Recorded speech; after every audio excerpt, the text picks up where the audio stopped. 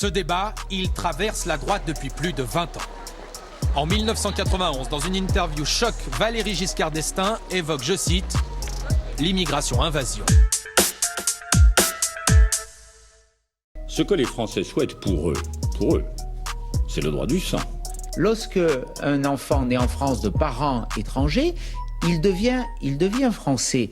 Moi je dis, je préfère qu'on devienne français en ayant demandé la nationalité. Je suis très attaché à la notion de droit du sol pour une raison que je vais vous expliquer, c'est que je n'aime pas l'idée du droit du sang. Qu'est-ce que ça veut dire le droit du sang? Vous savez bien ce qu'ils en ont fait un certain nombre. C'est la pureté. On ne devient français que par le sang. Qu'est-ce que ça veut dire la pureté du sang? La France n'est pas un pays d'immigration et nous devons nous donner les moyens réglementaires et administratifs de gérer un quota zéro d'immigration. Il est des quartiers où je peux comprendre l'exaspération de certains de nos compatriotes, pères ou mères de famille rentrant du travail le soir, apprenant que leur fils s'est fait arracher son pain au chocolat à la sortie du collège par des voyous qui lui expliquent qu'on ne mange pas pendant le ramadan. Si vous ajoutez à cela le bruit et l'odeur, eh bien, le travailleur français sur le palier devient fou. Moi, je suis pour une vision de la société française qui respecte d'abord notre diversité. Je suis heureux d'ailleurs de voir que les évêques de France viennent d'écrire une lettre qui dit exactement la même chose. Nous sommes divers. Nous n'avons pas les mêmes religions, pas la même couleur de peau, pas la même origine. Il faut respecter cette diversité qui fait notre richesse. Le racisme anti-blanc, ça existe.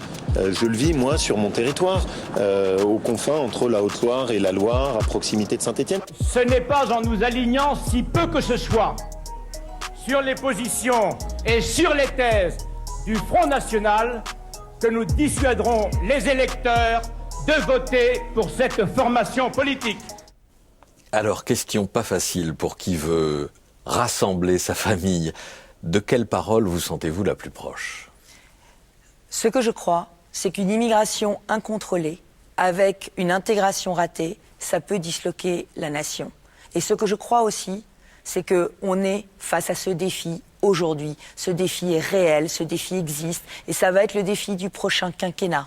Refaire nation avec des Français qui se regardent, qui vivent côte à côte, et qui ne doivent pas se retrouver face à face. Alors qu'est-ce que ça veut dire? Ça veut dire reprendre le contrôle des flux migratoires et des entrées sur le territoire. On a aujourd'hui 272 000 titres de séjour qui sont donnés chaque année. C'est évidemment trop, c'est ce que je pense. Nous avons des détournements du droit d'asile colossaux avec 100 000 demandeurs d'asile dont la majorité sera déboutée mais restera en France. Et aujourd'hui, ça n'est pas possible, ça n'est pas souhaitable. C'est pour ça que moi je souhaite une loi constitutionnelle avec des quotas migratoires. Et ces quotas, selon un principe très simple, les pays d'origine qui ne reprennent pas leurs clandestins n'auront plus droit au visa. Je vois d'ailleurs que le président de la République, Emmanuel Macron, qui avait été totalement immobile et impuissant sur ce sujet, a commencé à bouger, mais il agite un sabre de bois puisque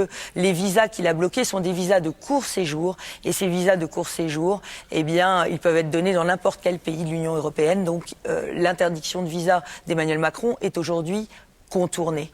Voilà. Donc, je note que vous n'avez voulu citer personne dans la galerie de portraits et de déclarations qu'on vous a proposées. Mais parce que c'est moi la candidate, et oui, c'est ma ligne qui sera proposée aux Français, c'est celle que je porte. Et la phrase de Bernard Stasi, prononcée il y a 30 ans, ce n'est pas en s'alignant sur les thèses de l'extrême droite que nous dissuaderons ces électeurs, est-ce qu'elle vous parle aujourd'hui? Mais d'abord, on n'est pas du tout sur les mêmes thèses. Nous, on est pour des solutions qui vont fonctionner. L'immigration zéro, ça n'existe pas, ça ne marchera pas. Et il faut une immigration de travail, il faut aussi une immigration étudiante, il faut limiter l'immigration familiale dans la mesure où nous voulons des personnes qui parlent le français, qui passent un examen de français, qui aient des ressources suffisantes pour s'intégrer et qui respectent les valeurs de la République. Mais aujourd'hui, nous avons des solutions pour reprendre le contrôle de l'immigration. Et c'est pas en niant le problème, c'est pas en faisant comme si